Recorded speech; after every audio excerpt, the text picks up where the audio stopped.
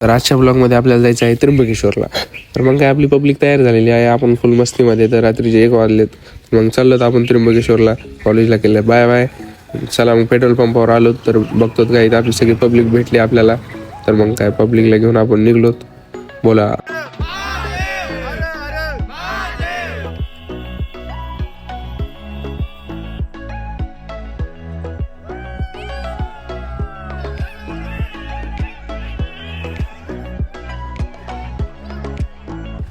त्या दोघांची एक्सरसाइज सुरू झाली.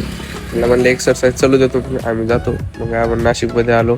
आपण तिथे केली शेकोटी. आबाला म्हणलं काहीतरी घेऊन या. आबा काय शेकोटीसाठी कचरा कुंडीच घेऊन आला पूर्ण. तर मग काय शेकोटी केली.